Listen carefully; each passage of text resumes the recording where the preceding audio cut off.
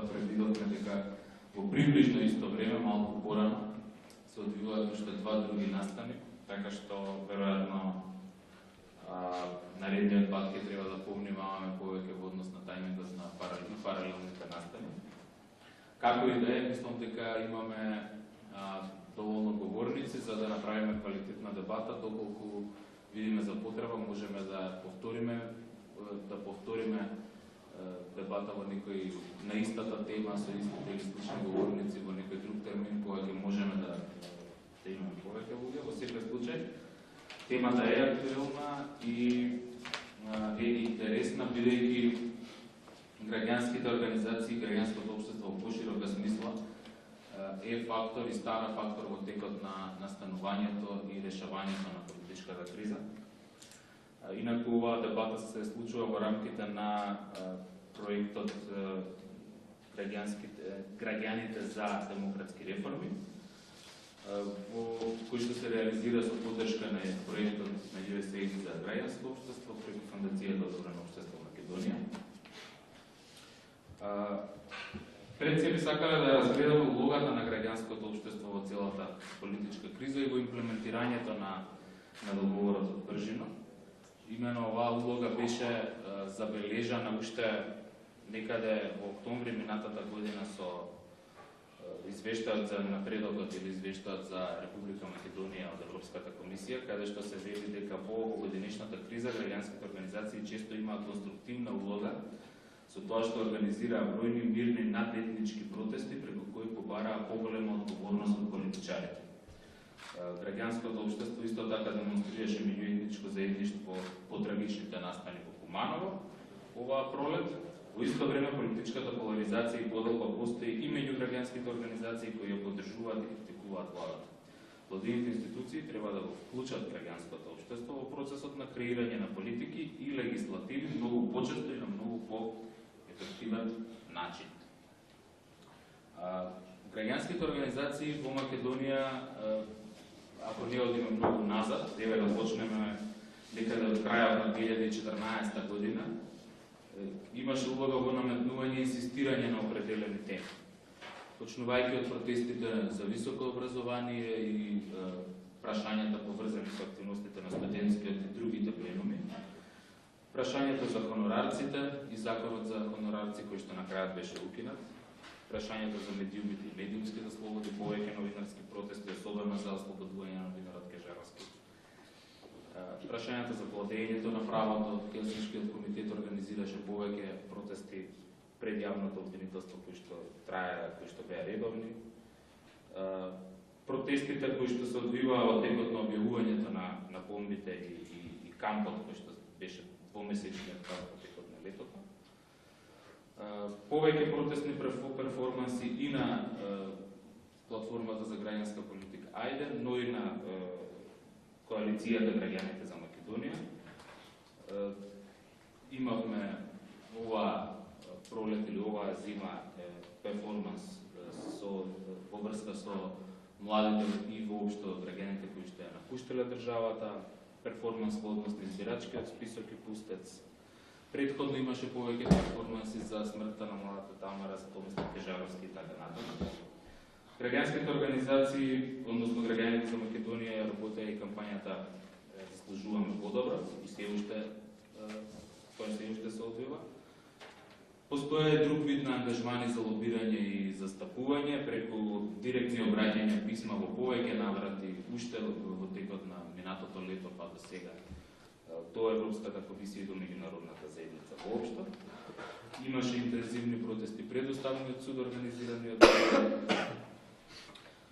но исто така и организациите како што се Институтот за демократија, Сдруженијето на новинари, НВО Инфоцентар, МОСТ, Цивил и така натаму, постојано се обидуваа и учествуваа во преговорите околу решавање на оваа политичка криза. Оваа дебата ќе треба да даде одговор на неколку прашања. Пред се сакавме да видиме дали преговарачкиот процес за излез од кризата е доволно транспарентен, дали и што можело да биде подобро и поинаку, дали граѓаните се доволно информирани за целиот процес кој што се одвива генерално зад затворени врати и каква е улогата на медиумите во креирањето на јавното мислење.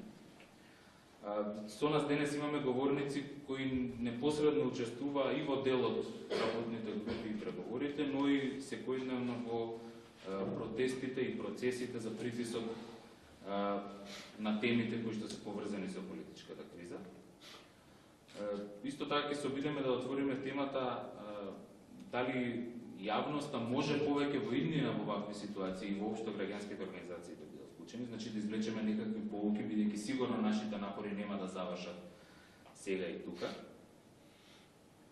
За таа цел ги поканивме Маријан Забрчанец од коалицијата Граѓаните за Македонија, Билјана Бекова од НБО Инфоцентарот и активист во ПАјДЕ, платформа за граѓанска политика, Јован Близнаковски од Институтот за демократија Societas Civilis и Васко Попетрески, новинар.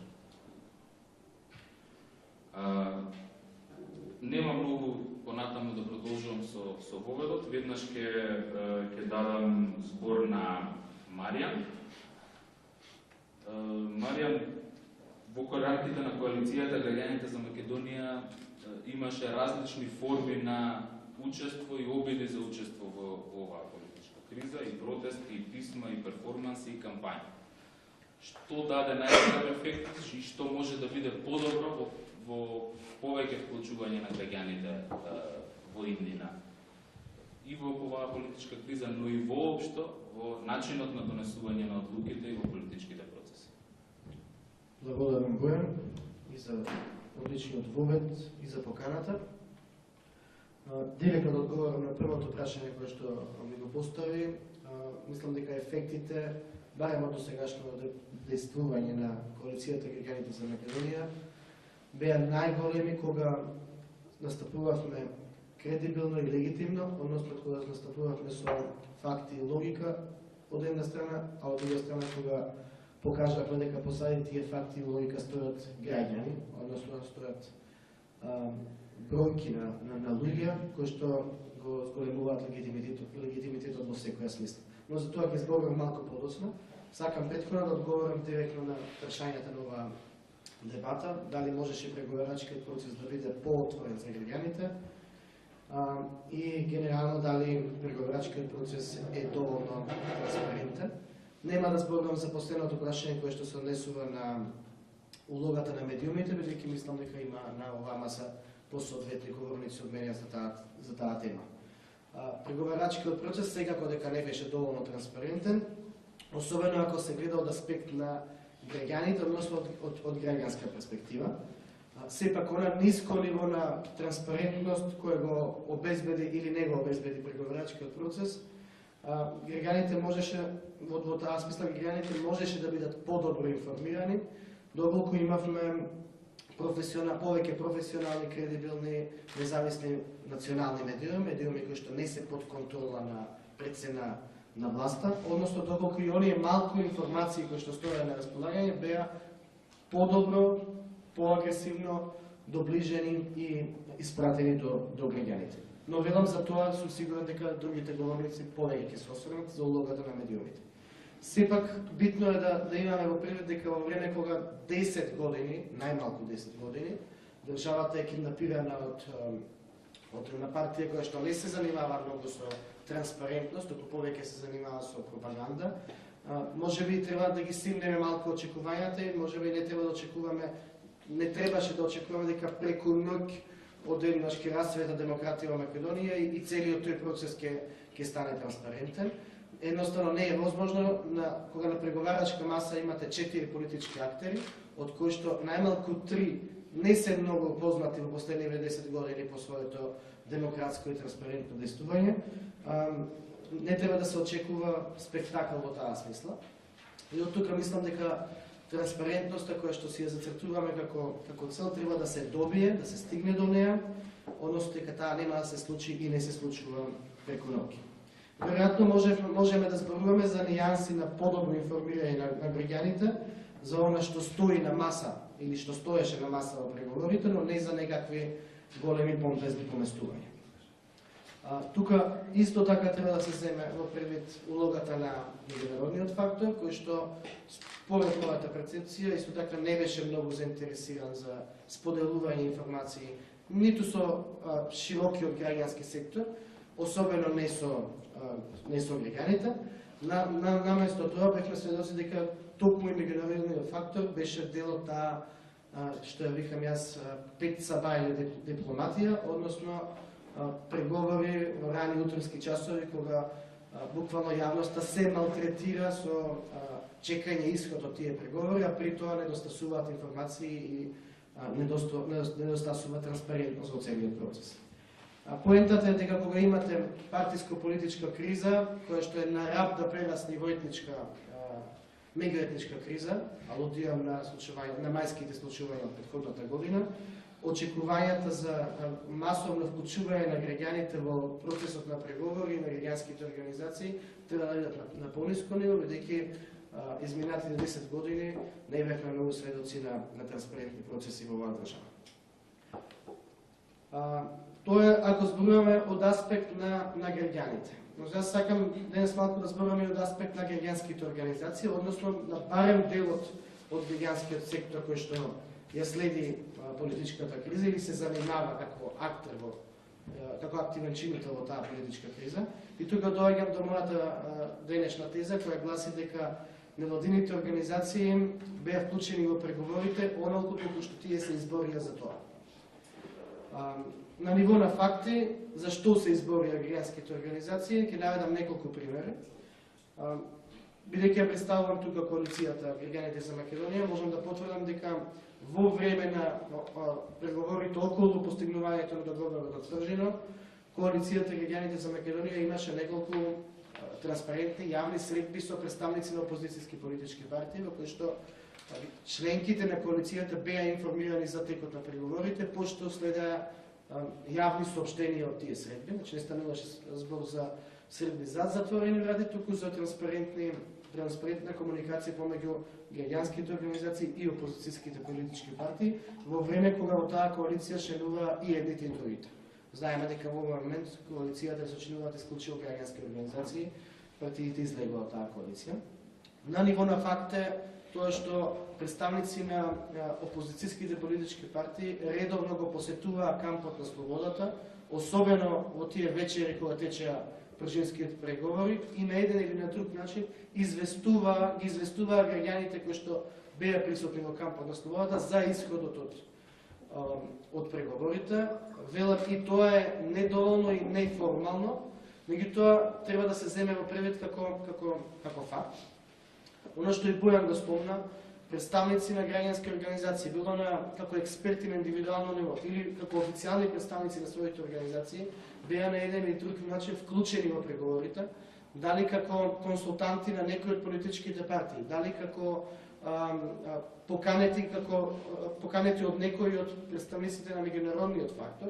Сепак имавме представници на граѓанските организации кои што учествуваа на некаков начин во преговорите. Не може би на преговарачката маса каде што се одлучува, но на ниво на брифинг и на ниво на консултација. И секако голем број на невладини организации изработија анализи, учествуваа во дебати, организираа дебати на кои што учествуваа политички актери со цел да се влијае врз партиите за подобар излез од таа политичка криза. Мојот став е дека граѓанските организации треба да се изборат повеќе за да бидат поактивни во тој преговарачки процес, односно дека треба да действуваат посилно, поквалитетно и поорганизирано, за да можат да се изборат за повеќе и поинтензивно да бидат вклучени во суштински политички процеси во државата, вклучително и учество во преговори од овој тип. Затоа мислам дека се неопходно да бидат исполнети најмалку 3 критериуми, а тоа е граѓанските организации да се занимаваат повеќе со тоа да имаат повеќе кредибилитет во своето работење. Ние имаме одлични организации кои што действуваат со анализи, со податоци од истражувања, со логика, со аргументи и со факти. Меѓутоа тие факти, тие анализи не се вредни, не може да постигнат својата цел, односно да обезбедат учество на организациите во преговарачките процеси, ако ги чуваме во фиока или во своите канцеларии. Во таа смисла, кредибилитетот сам по себе не е доволен, доколку организациите немаат моќ, вештина, тие податоци, тие наоди да ги доближат до јавноста, до граѓаните, па и до политичките актери. Значи кредибилитетот на прво место, меѓутоа тој не работи, не функционира сам по себе. На второ место легитимитетот, кој што мора да дојде како подкрепа на кредибилитетот, односно одговор на прашањето кој ни дава право нам да се занимаваме со политика или со занимавање со преговарачкиот процес.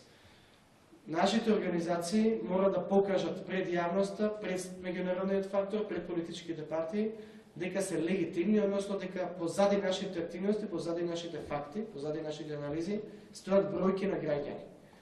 Постојат различни начини како се обезбедува, постигнува и покажува легитимноста на една граѓанска организација, од тоа колку јавни настани организираме на месечно, на годишно ниво, до тоа колку граѓани ги посетуваат нашите настани, колку луѓе се подпишале на нашите петиции, ако воопшто сме организирале некогаш петиции, колку луѓе доаѓале на нашите перформанси, на нашите протести, ако сме организирале перформанси и протести, се до тоа се алатки или мерила, критериуми кои што ја покажуваат и докажуваат нашата легитимност. Џабе ни се анализите, фактите, логиката, ако велам се ги чуваме во фиока и не мобилизираме граѓанство кое што ќе застане зад тие факти, за тие анализи, за тие барања. Конечно, третиот критериум, моќта. Мора да демонстрираме моќ во повеќе смисли, моќ да ги користиме нашите податоци, моќ да ги поведеме граѓаните во тој процес за обезбедување на столче на преговарачката маса, ако сакате, или пак за посилно учество во преговарачките процеси, односно посилно учество во влијанието врз политиката.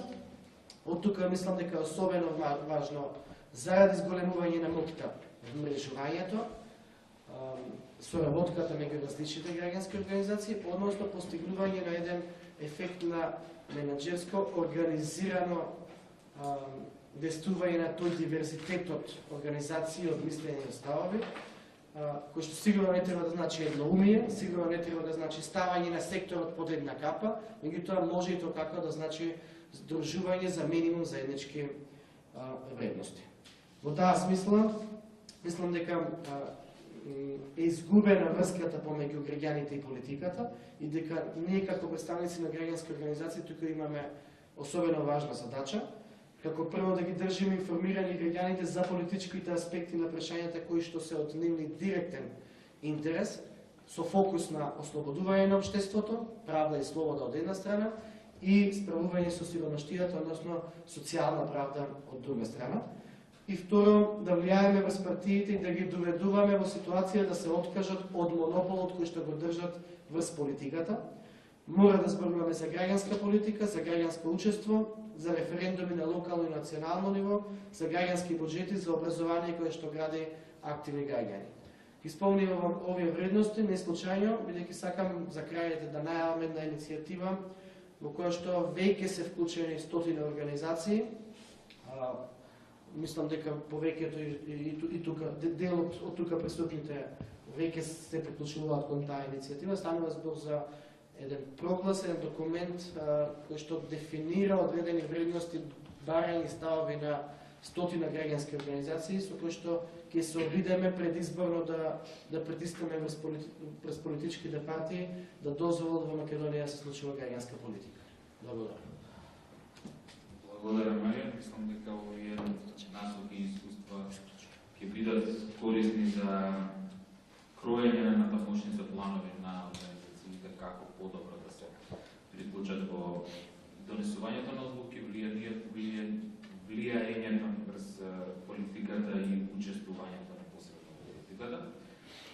Билјана Бејкова од НВО Инфоцентарот, вашата организација или својата организација беше вклучена во повеќе процеси пред се поврзани со избирачкиот список, со прашањето за поврзаноста меѓу пописот и избирачкиот список, исто така и со медиумите, бидејќи вашата организација се занимава со тоа, но и лично ти учествуваше во повеќе протести и процеси поврзани со платформата за граѓанска политика.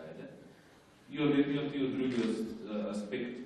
Кое е твоето искуство и препораки за иднина, дали, особено во овој дел на преговорите, дали граѓанските организации се наблюдуваат како компликатори само, како фактор кој што е таму да ги блокира преговорите или да не допушти, или да информира јавноста за некои договори кои што не би требало да пробијат во јавност, или пак има надеж, има шанси да се избориме за таа позиција, да не чујат и да бидеме присутни таму од јавен интерес. Добар ден на сите, благодарам за поведот и за прашањата. Јас мислам дека самиот процес на преговарање и се она што се случуваше беше така концепиран да биде затворен. Значи, тоа беше кругот на 4 политички партии, вклучително Меѓународната заедница, Европската унија и Соединетите американски држави, и постојано се држеше таа рамка. Нормално, ние како граѓански организации бевме до некаде вклучени, благодарение на тоа што бевме упорни и не се откажувавме од намерата да влијаеме и да бидеме во тек со она што се случува, но во принцип мислам дека преговорите сами по себе како политички преговори беа затворени и дека во суштина немаше ниту стратегија јасна за тоа како граѓаните треба да бидат информирани, затоа јас дури вината не би ја префрлила на медиумите, особено на оној дел од критичките медиуми, за онаа пропагандна машинерија на власта. Секако е јасно дека таму новинарството е киднапирано, информациите се киднапирани од манипулации и лаги, и таму не можете да очекувате ништо ново, но во принцип кога ќе се сетам еве на моментот кога дознавме дека е договорен 24 април како датум на избор. Тоа беше првата работа која што беше договорена и сите бевме полни со прашалници. Многу малку одговори имавме на тоа прашање, дури и јас. И се сеќавам дека дури имав повеќе прашања, да не речам и стравови, отколку што имав информации. И со луѓето со кои што потоа се сретнав, па дури и во кампот на слободата, бидејќи тогаш беше, ние сите во суштина бевме избезумени заради тоа што ништо не ни беше јасно. Затоа што не знаевме зошто па токму 24 април, што се треба да му претходи и така натаму. И очигледно гледате, повторно сме врзани во некои датуми, во некои бројки од за нас неприфатливи причини. Така што мислам дека самиот процес беше многу затворен, дека граѓаните немаа информации, многу малку информации има. Се сеќавате дека во суштина дури кога течеа самите преговори го немаше никој. Не имаше ембарго прво на информации, второ добивме некоја информација дека ќе имаме информации во моментот кога ќе има поместување. Се додека нема никаков договор, нема информации. И сега видите, во таква ситуација медиумите што можат да направат? Можат да шпекулираат, можат да ги повторуваат информациите, нели што ги добиле од овој или оној извор, сега некои се точни, некои не се точни, тоа создава еден шум кој беше неминовен заради тоа што немавме официјални информации. Ние како граѓански организации повторно бевме вклучени, знаете, мојот впечаток е дека како нужно зло.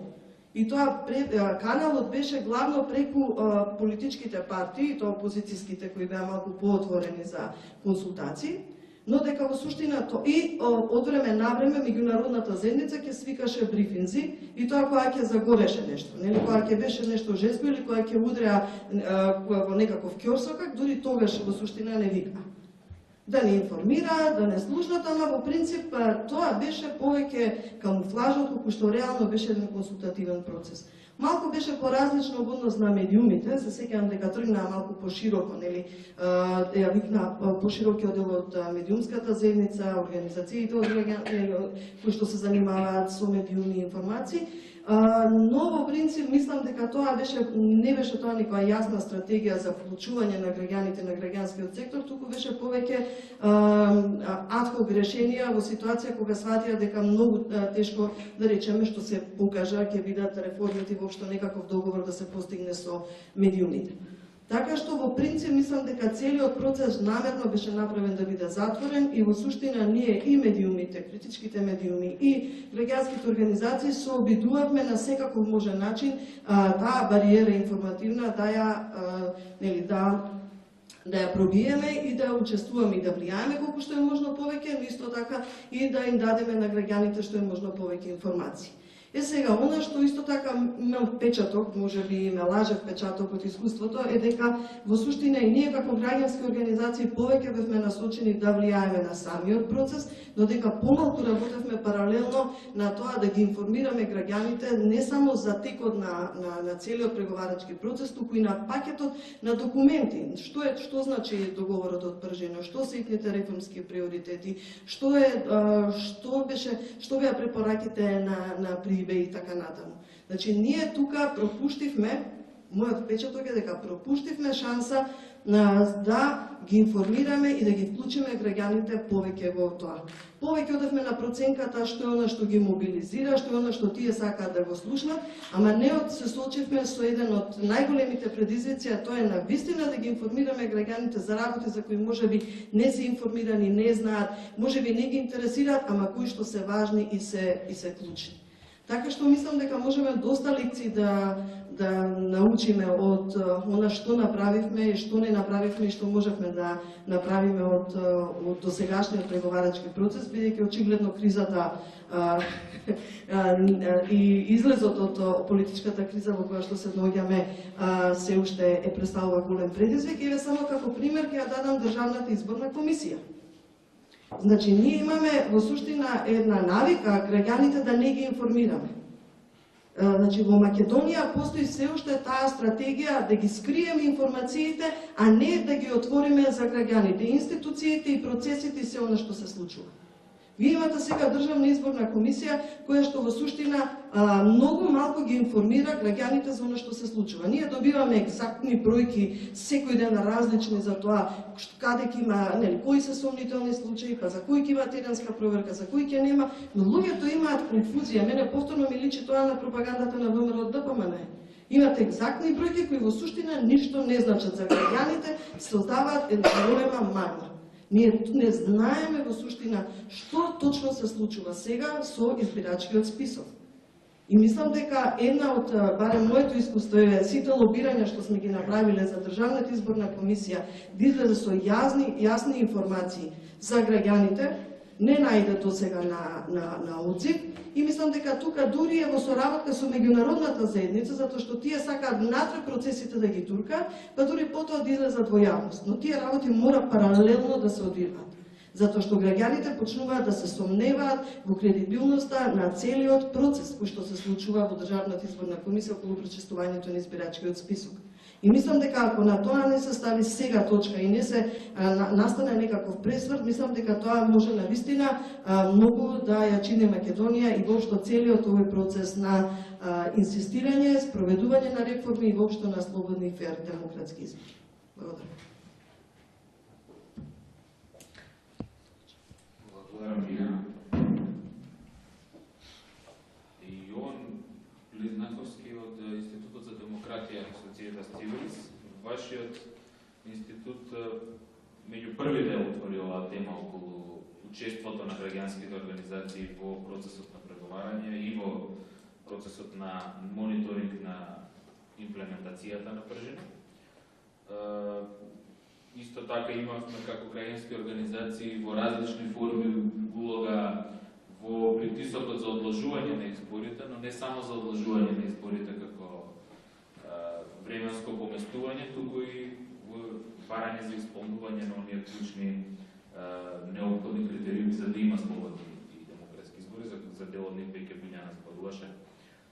Вие имавте, ако се сеќавам добро, и бевте поканети на некои од сесиите на работните групи во клубот на пратеници. После тоа немаше некој фоллоуап или барем јавноста не дозна повеќе за тоа. Кое е вашето искуство и што мислите вие дека може подобро да се направи? Благодарам. Бојан, благодарам и на МЦ, на 8 септември, на Нево Инфоцентар за поканата. Баш сакав да започнам со ова што го спомна со писмото што го испративме некаде кон средината на мај, зашто мислам дека исходот по испраќањето на писмото е прилично илустративен за тоа како изгледаше процесот и понатака. Значи, практично писмо е испратено пред постигнувањето на договорот во Пржино во моментот кога преговорите само што започнаа, пред да се одржат големите митинзи организирани од двете најголеми партии. Во него побаравме од партиите, од председателот на Републиката и од представниците на меѓународната заедница да го вклучат граѓанското општество како наблюдувач во процесот на преговори. Сметавме дека тоа е важно. Немавме представа до што може да стигнеме, предпоставувавме дека е тешка работа да се постигне, меѓутоа, како што кажа, важно беше ова прашање се отвори во јавноста во тој момент. Имаме добра представа за граѓански организации што се бават со анализи на јавни политики и знаеме дека голем дел од проблемите што беа регистрирани, да речам, повеќе во јавноста со ујавувањето на бомбите, беа пред тоа актуализирани уште години наназад од разни граѓански организации. Имаме бројни препораки за тоа како да се подобруваат политиките, особено во дел на владење на право. Не зборам тука за Институтот за демократија, него и за повеќе граѓански организации. И од тој аспект мислевме дека освен како наблюдувачи, граѓанските организации можат да помогнат и со своји совети. И тоа беше практично целта. Во писмото предлагавме и разни заинтересирани ентитети од граѓанското општество да се пријават, пошто ќе се состави некоја листа и по случаен избор би ротирале на преговорите. Сега по испраќањето на писмото морам да признам дека не добивме многу одговори. Добивме одговори од некои 7-8 организации, меѓутоа ниту една од тие не работеше во секторите демократизација, добро управување и човекови права, што ги наведовме во писмото како питање. Од друга страна добивме да речам неколку тапшања по рамо дека ова е добра иницијатива и сето тоа, меѓутоа овој список што се надевавме дека ќе го составиме, не успеавме да го составиме никако. Добивме еден ендорсмент, да кажам, од заменикот генерален секретар за човекови права на Обединети нации, што тогаш се најде во Скопје за некоја прилика и имаше погледнато писмото, па тој беше некој единствено официјално лице што јавно го поддржа и тука застана приказната. Сега, зашто го зборувам сето ова? Зашто писмото и целиот исход од него понатака откри два крупни проблема, кои што ги знаеме, меѓутоа овде се повторија некако. Првото е дека политичкото во целост во оваа држава е узурпирано од партиите. Тоа е многу важен момент. И второто е дека граѓанското општество генерално има некоја неможност да се устоличи како партнер во односот со државните институции. Значи, кога партиите ќе не поканат на нешто да учествуваме, јас длабоко верувам дека повеќе тоа е некаква фасада, односно маскирано неучество што треба да се покаже како учество. Бидејќи не се гледа граѓанското општество како партнер, туку како некој што треба да понуди некој левери за партиите и така натаму. Второ, верувам и дека таа позиција на партнер на граѓанското општество треба да се освои. Никој нема никогаш да ни ја додели, него треба да ја побараме и тактички да ја освоиме со текот на времето, за да имаме долгорочен ефект во креирањето на политики, закони, па и вакви сензитивни работи како решавање на демократска криза од ваков голем сериозен карактер. И сега да го адресирам прашањето дали процесот на решавање на кризата и преговорите можеше да биде поотворен. Да, апсолутно можеше, меѓутоа прво што треба да имаме предвид дека форматот по кој се решаваше е особено проблематичен. Зошто? Значи станува збор за неформални институции некакви, неофатени со политичкиот систем, кои што треба да го решат проблемот. Главно ще состојат од лидерски средби и работни групи меѓу политичките партии и на многу начини ги преклопуваат формалните институции, каде што целото креирање на политики, закони и сето тоа треба да се случува. Меѓународната заедница инсистирала на ваков начин на решавање на проблеми во ситуации кога во државите има сериозни политички кризи кои што го поларизираат општеството. Во правило тоа се случувало кога има големи проблеми во меѓуетничките односи. Овој форсиран начин, особено во Босна и во Македонија, Меѓутоа, најчесто тоа било во контекст на некакви меѓуетнички проблеми. Сега Македонија стана интересна зашто политичката поларизација во македонскиот етнички кампус стана преголема и немаше некој начин за решавање преку формалните институционални канали. Сега овие неформални институции се многу згодни за политичките партии, можат да го држат процесот во тајност, згодни се и за меѓународната заедница кога сака да ги притисне зад затворени врати во такви стресни ситуации, меѓутоа се многу лоши од аспект на граѓанското учество. Иако процесот беше таков како што беше, мислам дека најмногу по иницијатива на меѓународната заедница некои граѓански организации успеа да влезат на работните групи, меѓутоа не за целото време траење. Ние бевме поканети подоцна по објавувањето на писмото во моментот кога се дискутираше за изборната реформа. Не можеме да седиме цело време, туку само во одредено време кога партиите оценија дека тоа е веројатно во ред. Некои субјекти од граѓанското општество успеа и фактички да влијаат. Например, Македонско женско лоби организираше еден препад пред клубот на пратеници, што резултираше со зголемување на квотата за учество на жените во листите. Тоа беше прилично лесен некој начин да се направи и од моите информации тие не изгубија многу време тоа да го организираат. Понатака, кога се почна да се зборува за медиумските реформи, повеќе асоциации влегоа во игра, овие стручни асоциации на новинарите, меѓутоа и во двата случаја мислам дека можеби повеќе беа искористени од партиите некако, особено за едната од тие асоциации. Како некој заклучок, значи процесот дефинитивно можеше да биде поотворен, меѓутоа прво граѓанските организации, општеството целосно не воспостави некоја сила, некоја моќ, некој леверидж за да влезе во целата приказна. А второ, исто треба да бидеме свесни дека преовладува една политичка култура во која учеството не е баш на цена.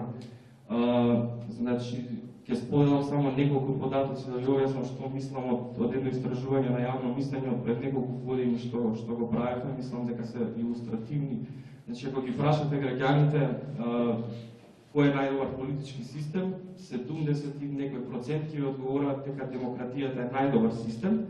Меѓутоа, од друга страна, пола од сите испитаници ќе ви кажат дека за да се решат проблемите ви треба силен лидер или експертска влада. Кога ќе ги прашат исто испитаниците како политичарот треба да ги решава проблемите, половина ќе кажат дека треба да ги решава со знаење и експертиза, а секој пети ќе каже дека треба да ги решава со силна волја.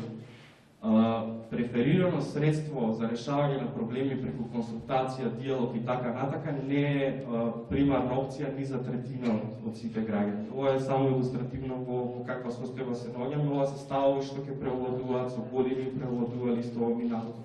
Значи, од една страна имаме декларативна определба кон демократија, меѓутоа кога ќе погледнете под површината, гледате дека демократските средства воопшто не се преферирани.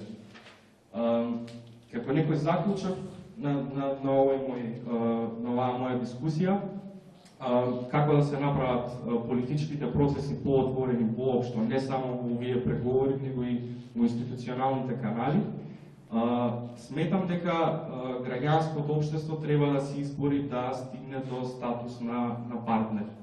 Учеството во моментот по формалните канали е сведено на консултации за кои што нема никакви повратни одговори. Вие можете да имате најдобрата идеја, меѓутоа државните институции и политичарите никогаш нема да седнат и да ви кажат зашто таа идеја не чини, туку ќе отфрлат ад хок. Тоа што повеќе ме загрижува е што нема дебата во граѓанското општество како да стигнеме до тој статус на партнер. Као што кажав при почетокот, тој статус се изборува и апсолутно не се доделува и никој нема да го додели. Маријан кажа дека граѓанските организации треба да работат повеќе на мобилизирање. Не се согласувам докрај со тоа, од која причина, зашто организација како мојата никогаш нема да тргне да мобилизира граѓани. Едноставно, тоа не е тоа што го работиме. Ние работиме истражување, анализи и сето тоа. Меѓутоа, многу сме отворени да се здружиме со која било организација што може да мобилизира граѓани. Значи, ние имаме нешто да понудиме, друга организација има нешто друго. Значи, не сите организации мобилизираат, ниту сите истражуваат. Мислам дека потребно е прва дебата, развој на некои тактики, стратегии, како да се стигне до позицијата на партнер, зборувано глобално, не само за одредени прашања. Искуството кажува дека по одредени прашања граѓанското општество имало успех здружено. Меѓутоа, за глобално и општо влијание треба да се оди од прилика во тој правец. Ви благодарам. Благодарам, Јован. Мислам, да. Пошто е во контекст. Ајде, реплика, бидејќи директно беше прво.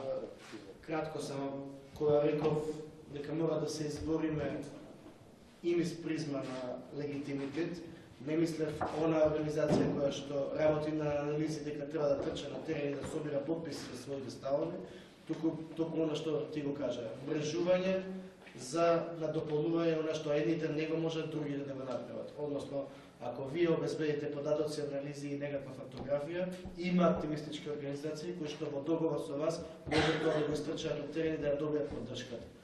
Во секој случај зборував за мрежување и за коалиции, а не за преземање на улоги кои што не ни припаѓаат. Благодарам. Се согласувам со Јован дека недостасува дебата во рамките на граѓанскиот сектор како да се факторизира повеќе и како да стане партнер, но мислам дека еве овие обиди нека бидат почеток. Имало и претходно се разбира, но се надевам дека ќе бидат во следниот период ќе има и повеќе време и простор да се посветиме на тоа за тоа што навистина се покаже како би. Баско Попетрески. Баско, улогата на новинарите и медиумите во овие преговори, во оваа политичка криза беше двојна. Од една страна беа директно предмет на договори, преговори, разговори и деловни учесници во тие преговори. А од другата страна има улога на медиуми да известуваат, информираат, анализираат и да ја дадат на јавноста повеќе информации, повеќе осет за тоа што се случува и што ќе следува. Која е твојата проценка? Дали новинарите и медиумите излегува зајакнати како зајакнат фактор од оваа политичка криза или повеќе падна под контрола на волјата на политичките партии, преговори и така натаму? Благодарам. Благодарам многу, благодарам за поканата, благодарам за прашањата, за можноста да бидам дел од оваа дебата денеска. Еве да се обидам веднаш да одговорам. Ако се обидаме да ги вкрстиме прашањето за отвореноста на политичкиот процес и прашањето за медиумите, точката во која што се вкрстуваат, таа е парадигматичен, илустративен пример од денешнината е неподготвеноста на лидерот на ВМРО ДПМН и на лидерот на ТУ и Ахмети да се сретнат со медиумските организации и асоциации и да разговараат за прашањето за реформа на медиумите. Мислам дека тоа доволно зборува само по себе. Инаку еве сме крај на март, договорот беше постигнат јуни-јули.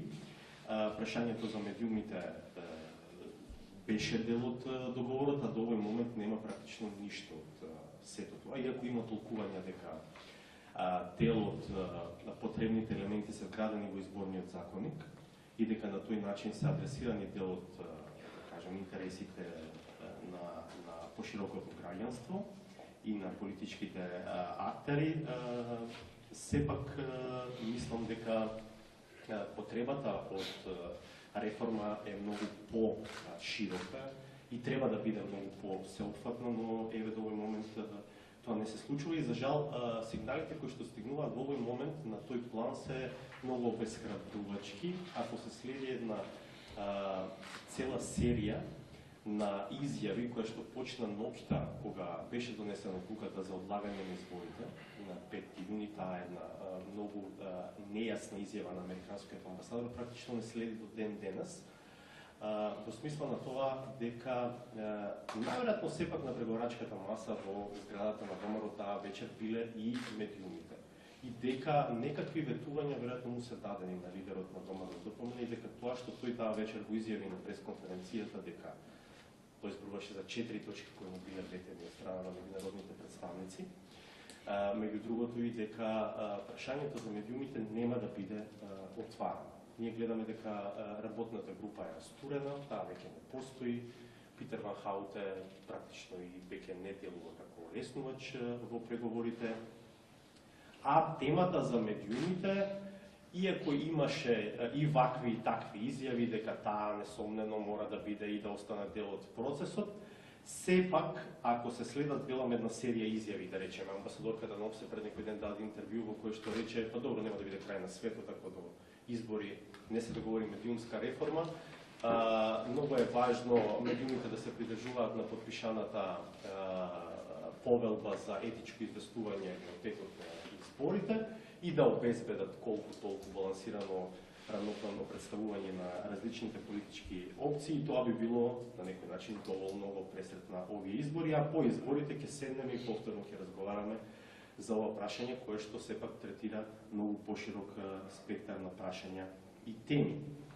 Понатаму, да речеме, француската амбасадорка пред некој ден исто така даде една изјава во која што рече еве сега ние амбасадорите ќе почнеме со посети по внатрешноста и ќе се обидеме да ја објасниме на јавност и на граѓанството колку е важна улогата на независните медиуми. И сега не знам како ова може да придонесе за нормализирање на состојбата во тој дел од медиумите и секако се овие реакции, изјави кои што пристигнуваат од новинарските здруженија, медиумските асоциации, кои што се на изворот на информациите, ако се следи тонот, тој е полн со стравување дека е направен некаков пазар на тој план и дека едноставно темата сега се губи некаде. Јас не гледам ни дека особено нешто опозицијата е исто така активна или можеби пак на масата се навистина многу прашања, па тоа некако во овој момент губи на релевантност. Ке се вратам на оваа тема. За мене, од аспект на тоа како медиумите го покриваат целиот процес, мислам дека е релевантно тоа што го работи Институтот за комуникацијски студии и нивниот мониторинг на содржината на вестите и на информативните програми. Тие ги следат телевизиите, но мислам дека тоа важи за целиот спектар на медиуми, за печат, па дури и за новите медиуми. И тие ги делат телевизиите на две групи. Едни кои што велат се со пропагандистички пристап во однос на ВМРО-ДПМН и другата и демонизирачки пристап кон СДСМ и дел од граѓанското општество. И втората група медиуми велат неутрални и благо критични. Мене ми интересираше што значи оваа фраза благо критични. Велат не, тоа не значи дека оваа група медиуми не се спротивставуваат на мејнстрим манипулирачкиот дискурс на власта, туку дека едноставно во известувањето нема истражување, нема истражувачко новинарство и дека известувањето не се базира на истражувачко новинарство и оттаму оваа формулација за благо критични. Дали ние успеавме и успеваме да ја одржиме темата на соодветно ниво? Во вакви околности не сум сигурен дека успеавме. Прво, не успеавме да обезбедиме вистинска дебата, но тоа не е нешто ново. За жал, во последните 10 години не успеваме да обезбедиме вистинска дебата, затоа што едноставно сега не, ако кажам власта таму и дуи прифаќа да учествува во дебати, ВМРО-ДПМН едноставно не прифаќа да учествува во дебати и да испраќа своји представници. Гледаме некакви сега сегментарни обиди тие да се појават тука и таму. Еве синоќа го гледавме Илија Димовски, да речеме, на интервју на Телма. но тоа пак е согласно да учествуваат само на интервју, а не и во дебата, но и тоа е некаков напредок. Кога зборував за односот на меѓународната заедница кон темата за медиумите и потребата од медиумски реформи, сега гледаме, да речеме, на Сител, на Канал 5, некакви мали сегменти во рамките на нивните дневно-информативни емисии во кои што на, условно кажано, афирмативен начин се презентираат дел од активностите на опозицијата.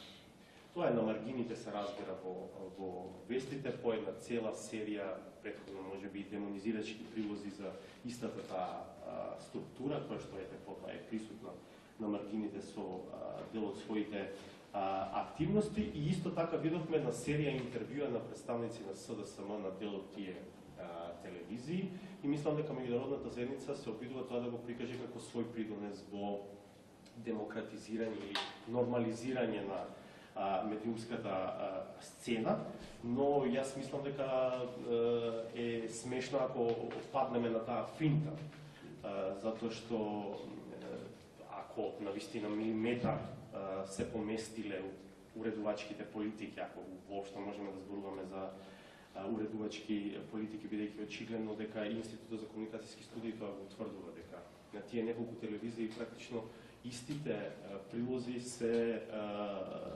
повторуваат со идентични, не само со говорници, туку со идентични реченични конструкции, идентични тези. За жал, колеги сведочат дека во дел од овие телевизии текстовите воопшто и не се печатат на хартија, кои како се добиваат на телефони или други електронски уреди, се оди во офтон студиото и се читаат така како што се добијани, и дека тој процес очигледно, суштината на тој процес се одвива во некој друг центар, дека редакцијата е негде на друго место.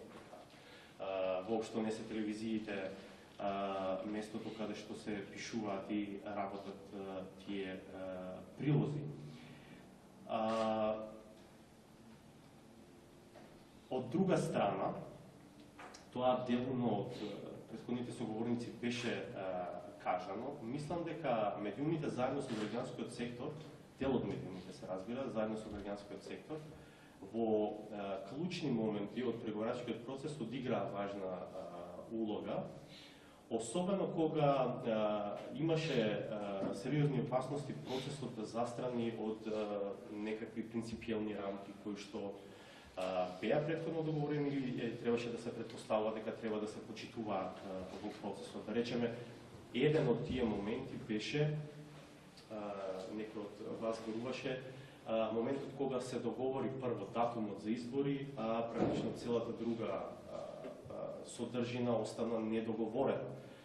Па, мислам дека се сеќавате дека, да речеме, во добар дел од февруари до јуни, комесарот Хан зборуваше дека доволно ќе биде да се формира анкетна комисија во парламентот, опозицијата да се врати во парламентот и на тој начин да се реши политичката криза, прашањето за евентуално формирање на преодна влада или за некаква реформа во делот на обвинителството заради истрага на содржината на прислушуваните разговори воопшто не беше тема. И тука мислам дека дел од притисокот кој што го направи граѓанскиот сектор и дел од медиумската заедница со укажување дека ситуацијата во државата е пресериозна за понудата на маса да биде толку ниско поставена, одигра своја улога, така што подоцна се договори формирање на специјално обвинителство и беа договорени позиции за опозицијата во преодната влада. Втор клучен момент беше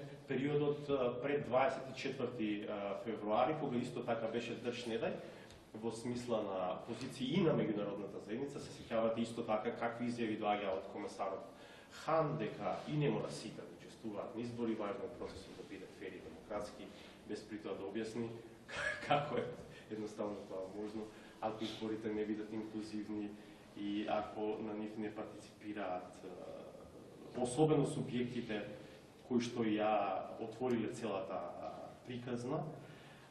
И тука повторно мислам дека граѓанските организации со својата активност и дел од медиумската заедница одигра важна улога, иако да речеме јас бев соочена со прашање, ама видете Хан вика така, ама видете американците така викаат. Знаете, јас многу пати им велев, ама чекајте, нека викаат 100 пати така. Ние не сме ловотомирани. Ние едноставно сакаме да ги следиме принципите кои што се договорени и ако Вашингтон и Брисел велат така, тоа не мора да биде, како да кажам, дефинитивниот став. Едноставно наше е да укажуваме дека принципите, стандардите за кои што сме се договориле претходно, дека мора да бидат почитувани и на крајот еве изборите се одложија. Сега мислам дека сме во слична ситуација. Јас го допрев прашањето за медиумите и мојот впечаток, верувам дека го делите мнозинството овде присутни, дека таа тема сега е ставена на маргините на процесот, иако беше многу јасно наведена меѓу трите групи услови во писмото кое што амбасадорите на Европската унија и на САД го упатија пред процесот на оценка на исполнетоста на условите за да има веродостојни избори во Македонија. Потоа во оценското писмо исто така јасно наведува дека договор за медиумските реформи нема и дека тоа е една од причините зашто изборите треба да бидат одложени. И сега не гледам како, не можам барем да видам како истите амбасадори ќе ги заборават овие две своји писма или како во пресред на 7 април нема да кажат ништо во однос на тоа дали се исполнети или не се исполнети условите за да имаме веродостојни избори. Оти тие две писма се транспарентно, јавно објавени, јавност имаше шанса да ги види, се е на маса и сега не гледам како, ако тие принципи важеле до 24 февруари, како може да не важат сега во пресрет на 7 април. Но јавно не гледаме некакви, барем до овој момент, сигнали, индиции дека би имало нова оценка, дури напротив се зборува дека оценка нова ќе нема и дека се треба да оди кон тоа да се обезбедат колку толку услови за на 5 јуни да се одржат избори.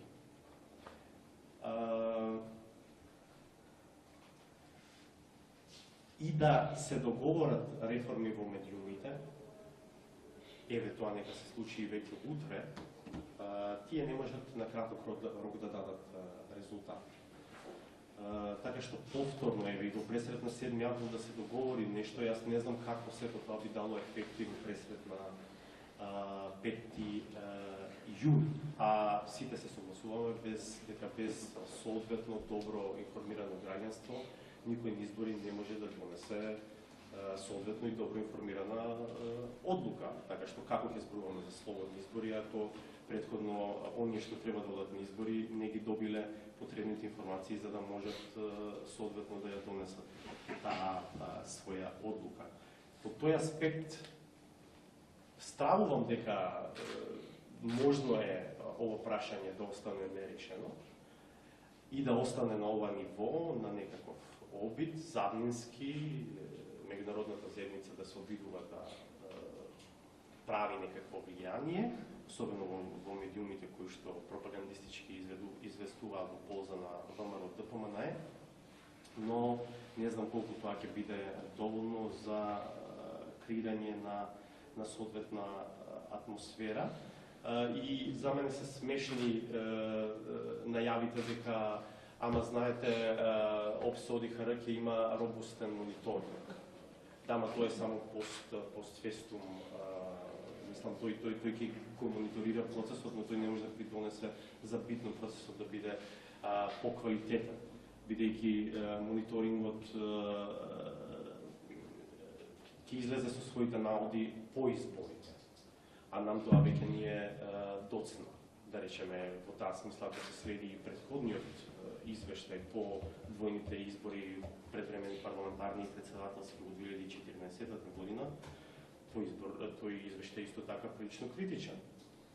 Има навод дека тие беа ефикасно администрирани и спроведени мирен изборен ден, ама дека зад тој мирен изборен ден, стојат серија неисполнети услови од основните документи на ОПСЕ за фер и демократски избори. Така што Бојан наистина околу темата за медиумите стравувам дека воопшто било што ќе биде договорено на краток рок, особено што гледаме дека меѓу главните актери на сцената постои големо разидување. Искрен да бидам, не сум до крај сигурен дури дали новинарските организации имаат јасна идеја. Јас сакав да те прашам, дали има интерес и желба кај новинарските организации и медиумите да притиснат за некакви решенија? Да. Видете, постојано се инсистира на принципот на саморегулација. И во нормална демократска земја тој принцип е идеален, според мене. Но еве, ние сме 25 години наводно во обид да ја унапредиме нашата демократија, на планот на медиумите да воспоставиме систем на саморегулација, но тој никако да профункционира. Еве сега повторно со таа повелба за етичко известување во рамките на изборите видовме еден нов таков опит за саморегулирање, но и самиот Совет за етика во медиумите констатираше дека истите тип медиуми кои што дента го подпишале повелбата, истата вечер продолжиле со истиот начин на известување кој што го имале до претходниот ден. Така што саморегулацијата сама по себе не врши работа. Сега, ама кога прашањето за регулирање на делот, да речем, прашањето за политички плурализам беше отворено во смисла на тоа дека можеби треба да се размисли тоа многу појасно да биде дефинирано во рамките на Законот за аудиовизуелни медиумски услуги, истите новинарски асоциации реагираа строго против. И веле, ама видете, не може сега тоа законски да се регулира, професионални стандарди и етика не се регулираат во закон. Неодамна пак бевме сведоци на теза, на изјава, апропо изјавите на дел од амбасадорите дека добро што се подпише повелбата, сега и на новинарите да се обидат да ја почитуваат и така натаму. Истите организации кои што претходно се противеа на тоа, барем политичкиот плурализам, прашањето за политички плурализам да биде појасно санкционирано во Законот за аудиовизуелни медиумски услуги, реагира на начин дека, ама видете, не може само со етичка повелба да се решат проблемите. Што мислам дека има малку лутање и во тој дел. Точно е дека малку се примерите во рамките на ЕУ, во кои што етички прашања или прашањето за политички плурализам во медиумите е дел од законите и дел од обврската на регулаторите да го следат остварувањето на тој принцип главно во радиодифузерите, нели, во телевизиите и во радијата, но сигурно секоја држава тргнувала во решавање на проблемот кога и се појави. Директивата, Европската директива во тој дел навистина не се занимава со ова прашање и таа вели дека треба да се стимулира саморегулација. И јас со тоа апсолутно се согласувам. Но имате пример на закон во Хрватска, кој што дел од овие прашања за кои што зборувам, а ја допираат новинарската етика и политичка плурализам во медиумите, многу јасно се наведени како обврски за радиодифузерите. И не само за обврски, туку за елементи кои што регулаторот ги следи и потоа казнува. И сега, знам дека ова страшно звучи, ама за нормална демократија. Ние не зборуваме за земја во која што работите се нормално. Сега некој ќе каже, ама добро, еве и да го направиме тоа во нашиот закон. Ваков регулатор може ли да биде соодветен наблюдувач на тие процеси? Се согласувам дека не може. Но оттаму една од темите во процесот беше потребата да се реформира и регулатор. Така што прашањето е многу сложено, сериозно и не е само Хрватска, еве, патем да кажем. Јас се обидував едно мало истражување да правам сам, да ги гледам законите кои се регулираат таа сфера. Например, видов дека исто така во чешкиот закон има слични одредби. Исто така во шведскиот закон, да речеме, што е многу интересно. Има одредби дури и една од основите за одземање на лиценца на телевизија е евентуалното непридржување кон тој тип на стандарди. Јас гледам тоа страшно звучи на вистина. Вие да му дадете можност на некое тело да кажува кој како известува и евентуално да го санкционирате медиумот по таа основа. Но еве гледаме дека системот на саморегулирање и на обидот да се подпираме само на новинарска етика не дава резултати. Едноставно наодите се такви какви што се опишани во извештајот на Европската комисија, во извештајот на низа меѓународни организации, во извештајот на Прибе и така натаму. Така што јас мислам дека постои начин, да речеме, со многу појасна обврска за регулаторот да го следи минимум политичкиот плурализам во медиумите. Со јакнење на стручната служба во рамките на Агенцијата за аудио, аудиовизуелни медиумски услуги. Давањето на таа служба малку поголеми ингеренции како сега со изборниот законник, да речеме, на делот правната служба во рамките на ДИК, кој што според механизмот кој што беше договорен ќе има зајакната улога во предлагањето одлуки до Државната изборна комисија. Понатаму со реформа на составот на Советот на Агенцијата, со делумно обезвластување на директорот и негово сведување на менаџер на Агенцијата, дека има начин како да се воспостави соодветен механизам кој што и нема да звучи страшно дури за некој што ќе дојде од нормална држава и ќе го види, и кој што има шанси и да профункционира. Од и вака гледаме дека работите тешко се менуваат. Може многу споро.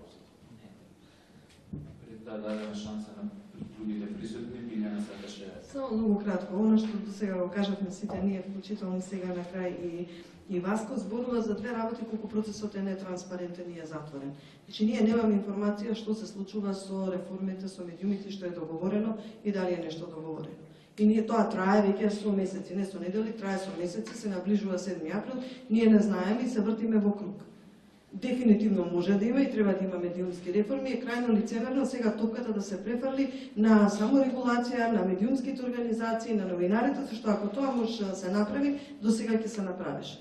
Значи мора да постои рамка и притисок кој што ќе дојде во таа смисла да навистина се случат медиумски реформи и да биде тој процес мониториран и наблюдуван од меѓународната заедница е нужност. И ние како граѓани треба да знаеме што е и дали е договорено нешто во врска со медиумите. Друга работа, исто така што е за мене страшно проблематична, наеднаш од целиот договор од пржина, од итните реформски приоритети, од Прибе, ние дојдовме на 3 бенчмаркс, односно 3 точки на меѓународната заедница во писмата кои што странците ги упатија. Тоа беа нели Државната изборна комисија, тоа се медиумските реформи и тоа е одвојување на партијата, односно на државата од партијата. Не знаеме ни зошто никако наеднаш се сведе на овие 3 точки. Сега од овие 3 точки не знаеме зошто медиумите се тргаат на страна, а и нема никакви механизми. Јас не гледам, еве, например, сега ќе дојде и ќе се засели целата приказна пред 7 април, нели, дали имаме услови за избори на 5 јуни, ние немаме никакво одвојување на државата од партијата, ниту па има некои механизми кои што се, да речеме, препоражани, кои што функционираат и кои што даваат некакви резултати. Така што граѓаните и ние сите лутаме во таа смисла, иако сега мислам дека повторно се наметнува нашата улога и мислам дека навистина треба што се нашите следни чекори. Ние навистина ќе треба да бидеме сега исто така и јасни и гласни во тоа дали има избори, односно дали има услови за какви било избори, слободни, фер, демократски на 5 јуни. И мислам дека тоа е нешто на кое што веднаш треба да работиме и да бидеме многу јасни и гласни во пораката, затоа што повторно ќе се соочиме со она што се случуваше пред 24 февруари. Благодарам. Дали некој од присутните сака нешто да праша, да искоментира? Повелете. Само представете се. Здраво, јас сум Дарко, Коалиција Сите за правично судење. Ви сакал да ви поставам две прашања, доколку сме, бидејќи се на некој начин поврзани. Првото прашање ми е дали сметате дека во целиот овој обид да најдеме цврсти личности, како што кажате со таа статистика дека сите сметаат дека треба да имаме цврсти лидери, заборавивме да направиме цврсти институции, бидејќи побитно ни е... Може и да кажете доколку ги упатувате прашањето, така е подобро или Се едно кој ќе го одговори, кој го сака, не знам. Се едноставно. Значи, тоа ми е едното прашање, дали заборавивме да направиме цврсти институции, бидејќи побитно ни е кој е председателот на институцијата, кој е одговорниот во таа институција, а не ни е битна самата институција како таква. И како поврзано на ова прашање би сакал да прашам и дали сметате дека целиот овој процес, ќе си дам заправо вака булгарно да прашам, дали целиот процес е утнат уште од самиот старт. Бидејќи рековте дека овие проблеми не можат да се решат одеднаш, потребен е системски долгорочен пристап. Со самото тоа сметам дека секој чекор треба да придонесува кон демократизација на целиот процес и општо на државата. И во таа насока што не се избора ниту собранието како најдемократска институција да се одржуваат преговорите таму, ниту пак беа вклучени организации, издружени или невладини организации во самиот процес. Барам на некое директно стратешко вклучување, не онакво спорадично вклучување во работни групи. Во таа насока дали сметате дека со самото тоа што процесот се вклучени само 4 партии се придонесува кон ставот дека државата не е окупирана од истите тие 4 партии. Благодарам. Добро, дали има некој друг да искоментира? Повелете.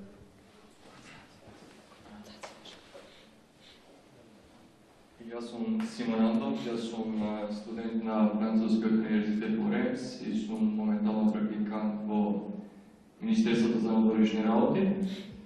Искрено, најнапред би сакал да ви се заблагодарам за вашата иницијатива и за вашиот злог во активизмот на граѓанското општество и за тоа што се борите ние како граѓани да не останеме безгласна буква во општество, да преминем на тоа што сакам да го кажам конкретно и да ве пратам дирекцијата на насоката на оваа дебата.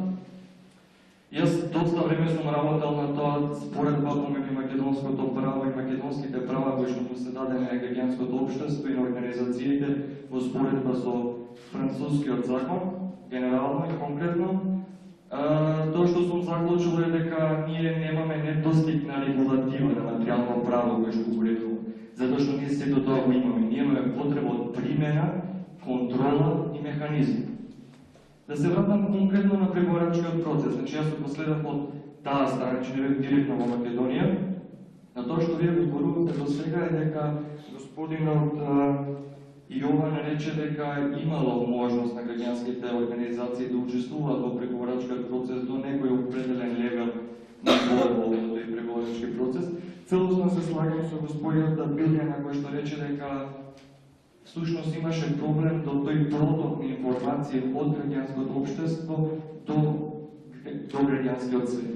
Прашањето конкретно е: кој е според вас модел кој што требаше да се примени во оваквиот процес, преговарачки процес, кој што на крајте ние имавме заклучок да овој преговарачки процес беше отворен. Ако зборуваме од страна на медиумите, тоа е јасно. Отворен преговарачки процес ќе беше доколку медиумите беа директно во процесот и ги известува. Вклучително, ако земеме дека зборуваме за таква проблематика, кој што зборува за поларизација на нашето општество, зборува дури за конфликтот, граѓанскиот конфликт кој што беше возможен во Македонија. Тука е прашањето: кој е возможниот модел, совршен модел според граѓанските организации, кој што ќе беше крајната хипотеза позитивна, да кажеме да, овој систем е отворен. Благодарам. Благодарам. Мислам дека имаме уште едно прашање позади. Аз Марија Денчевска, фундатор од Македонија. Имам едно прашање кое е наменето за Маријан и за колегата од институтот и второто е за Васко Попетровски.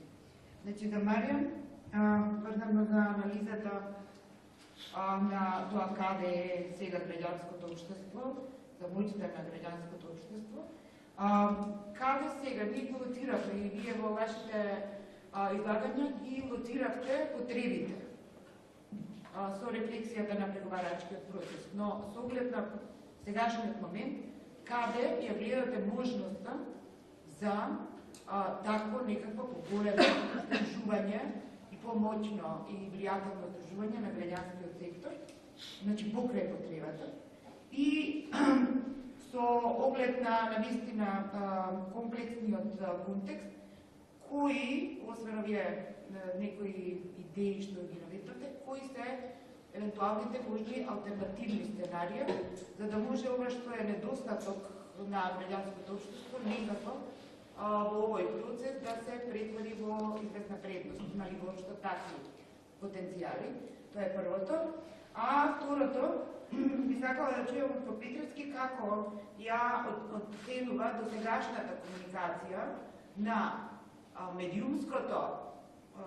медиумската платформа или сфера на галаксија на медиумите како граѓанско општество со остатокот од ова што е критично и ангажирано граѓанско општество. И вториот дел од прашањето, дали мислите дека се уште има потенцијал за некакви можни синергии помеѓу медиумската галаксија и оваа другата галаксија, со идеја да се зголеми евентуално потенцијалот за граѓанското општество како цело, иако внатре различно, стане фактор во преговарачкиот процес или преговарачки процеси понатаму. Благодарам. Благодарам. Дали уште некој прашање пред да дадеме збор на паналистите? Не. Најпрво беше прашањето на Дарко дали беше потребно оној суди меѓу цврсти личности и наспроти цврсти институции и дали целиот процес е промашен од старт. Јас би можел моја домислење да ви го кажам, мислам дека проблемот со институциите очигледно е долготраен и низ годините, особено во последните десетина години, тоа го покажуваат сите анализи на граѓанските организации, дека последните десетина години има една тенденција на слабење на институциите и јакнење од една страна на личностите, пред се лидерите на политичките партии и политичкото раководство на партиите, и во исто време слабење на институциите наспроти политичките партии. Значи, центрите на моќ се поместуваат од институциите во политичките партии. Тука, според мене, и дилемата, второто прашање, дали целиот процес е промашен од старт. Точно е дека во нормални услови би требало диалогот да се одвива во парламентот, тоа не е на сите јасно. Меѓутоа, во ситуација кога имате маргинализиран парламент, значи собрание во кое што нема никаква ниту нивото на политичка дебата, ниту клучните актери се во собранието, ниту пак постои можност собраниската динамика да наметне политичка агенда, за жал. И мислам дека преговорите во клуб на пратеници или во пржино или во било која форма меѓу лидерите на политичките партии ја одразува суштината на политичките односи во Македонија. Значи, а тоа е дека центрите на моќ се политичките партии, тие се тие кои што одлучуваат, пратениците се тука. Па многу пати видовме како се одложи изборите, видовме како се донесуваа законите, видовме дека собранието служи за во 5 до 12 само да ја потврди, да верификува, да ја озакони одлуката која што веќе претходно ја донеле политичките партии. Дали можело поинаку? Сигурно дека можело поинаку, но треба да имаме предвид дека според мене и политичката динамика во тоа време кога се наметнати овие преговори, да имаме во предвид и намерата на власта.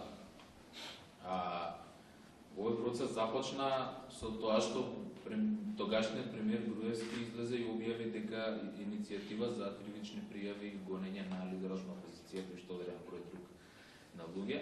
И од таа поидовна точка ние дојдовме до овие преговори и притисокот на јавноста. Така што треба и тој контекстот цел да го имаме предвид. Јас мислам дека имаше многу фалинки на процесот, меѓутоа дека исто така даде некакви резултати до сега, даде, но не е тоа доволно за да кажеме дека е успешен и дека ги постигна целите за кои што беше започнат. Не знам сега другите, бидејќи за овие прашања, бидејќи не бе опатени конкретно, кој би сакал да... Само кратко.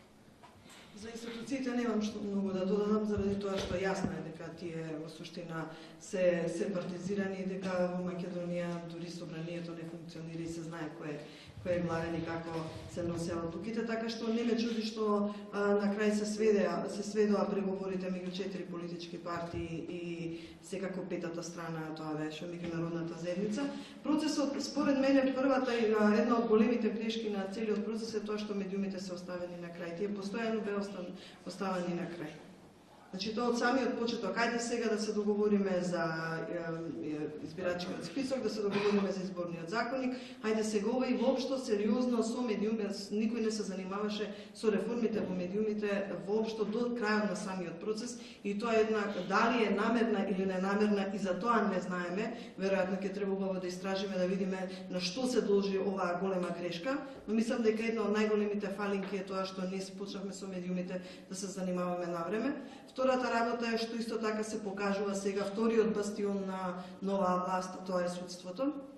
И ние сега се судираме посебно со работата на специјалната јавна обвинителка во однос на делот со судиите и во делот на тоа што граѓанските организации можеби требаше поорганизирано, ние, но исто така требаше да биде оставен целиот процес да биде поинаку организиран, каде што навистина консултативниот процес ќе биде многу посуштински, многу поорганизиран и каде што навистина влијанието на граѓанските организации ќе беше повидливо и немаше да биде вака на шкрги или вака спорадично како што беше. Така што, да речеме, во овој момент, веројатно ќе видиме, има уште многу, се уште сме во самиот процес за да можеме од дистанца да следиме доста и да анализираме објективно, но мислам дека сега треба да учиме заради тоа што се уште предизвиците, големите предизвици се пред нас и јас сега повеќе се фокусирам на што можеме ние напред да направиме и во делот исто така на тоа како ќе комуницираме нашата врска со граѓаните. Не сме сите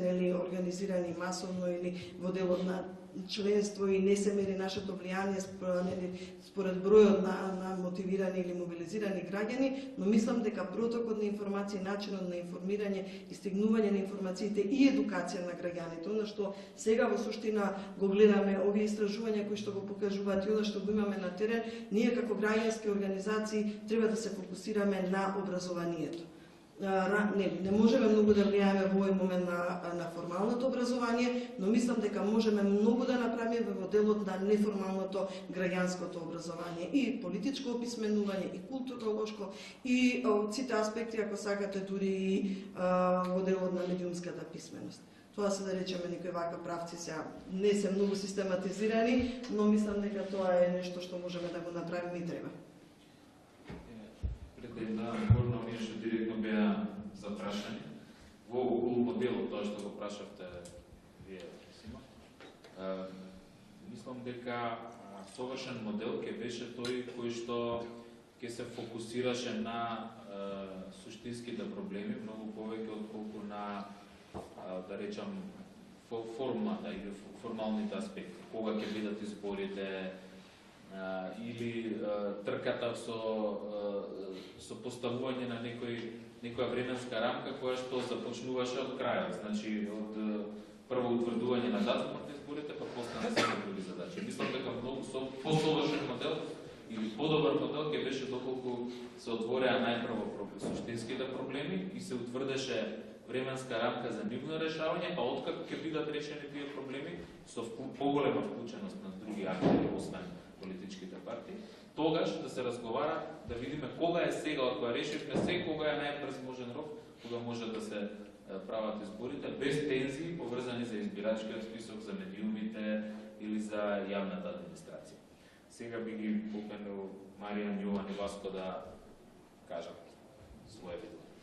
Добре, јас прво ќе одговорам на прашањето на Цација, тоа ќе ме однесе кон одговор на прашањето на господинот околу моделот. Каде е можноста за здружување? Постои можност за здружување, а тоа е да се најдат минимум вредности позади кои што може да застанат што е можно повеќе организации, заради тоа што ние де факто мораме да се, извинете на вулгарниот збор, да се рваме со политичките партии, а за да бидеме достојни во својата моќ, во својата сила, кога ќе седнеме на маса со нив, за да нашите ставови вредат во смисла на легитимитет повеќе, мора да сме повеќе здружени, односно неопходно е што е можно повеќе организации да застанат зад минимум заеднички ставови. Тоа е првото нешто кое што мораме да го направиме и мислам дека тука сме на добар пат. А вториот предизвик кој што стои пред нас е како позади тие ставови зад кои што да речеме дека сме се договориле како сектор или како мнозинство од секторот, како позади тие ставови да привлечеме да застанат што е можно повеќе индивидуи, односно граѓани. Она иницијатива која што спомнав, за која што веќе стојат 100 организации, вели дека сумирано дека тие 100 организации бараат повеќе пари за социјална помош, граѓаните да одлучуваат за што ќе се трошат нивните пари, партиите да стојат настрана од судовите, болниците да лечат навреме и квалитетно, да запре непродуктивното задолжување и непродуктивното трошење на граѓанските пари, да се вложува во образование кое што поттикнува знаење, а не контрола, образование кое што спојува, а не дели, да се овозможи посилен, поголем, пообемен пристап до бесплатна правна помош, чисти избори, чисти избирачки список, независна МРТ основана од граѓаните и за нас граѓаните, да се навалат преговите за директно граѓанско учество во смисла на референдум, иницијативи и петиции, да се отвори дискусија за промена на изборниот модел и за повеќе демократија. Верувам дека не постои демократски капацитет кој нема да застане зад вакви декларации или барања и верувам дека е можно да се мобилизираат граѓани кои што ќе застанат зад вакви барања, кои што се неспорни и кои што речиси невозможно да бидат побиени. Сега, тука доаѓаме до прашањето како, на кој начин ние да ги мобилизираме граѓаните видливо да застанат зад овие вредности. Ако го постигнеме тоа, доаѓаме до прашањето на кој начин граѓанскиот сектор или представници на граѓаните, а тоа да не бидат политичките партии, да учествуваат во, да речеме, некои идни преговори кога ќе се носат битни одлуки за иднината на државата. Велам дека не верувам дека беше можно во мај многу поразличен формат од постоечкиот кој што го видовме на маса, меѓутоа верувам дека е можно во еднина да се менува тој формат ако ние како сектор наставиме поорганизирано. Повторно не сакам да разбрам дека тоа значи дека мора ние да избереме председател на невладините организации, не, но мора да најдеме модели за наша комуникација и наш диалог и наше интерно носење на одлуки. Ако можеме да се договориме за вакви минимум вредности и барања, сигурно дека ќе најдеме модел на внатрешно организирање, дали по принцип на ротација, дали по принцип на представници по сектори, кои што граѓанскиот сектор ќе ги утврдува и ќе ги делегира во името на X број на граѓани, кои што ќе најдеме начин да ги мобилизираме, да се појават на тие преговарачки маси, бидејќи велам ние мора да парираме на политичките партии, бидејќи јас не очекувам однесувањето и начинот на функционирање на политичките партии да се промени преку ноќ. Тоа е и наша задача. Ние ќе седнеме на таа преговарачка маса со легитимитетот од одреден број на граѓани позади нас и ќе влијаеме без политичките партии да се однесуваат поинаку. Јован?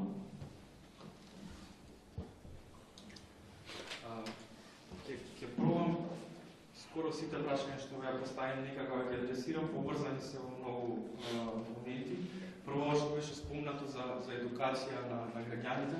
Сеќавам дека некако од средина на 90-ти до рани 2000-ти главните проекти на граѓанскиот сектор кои што беа финансирани беа во стилот на учење за демократијата, како функционира и сето тоа и забележувам дека и во овој период повторно излегуваат такви проекти како да се вртиме во некои круг. Се согласувам комплетно дека треба едукација на граѓаните за основни демократски принципи и сето тоа.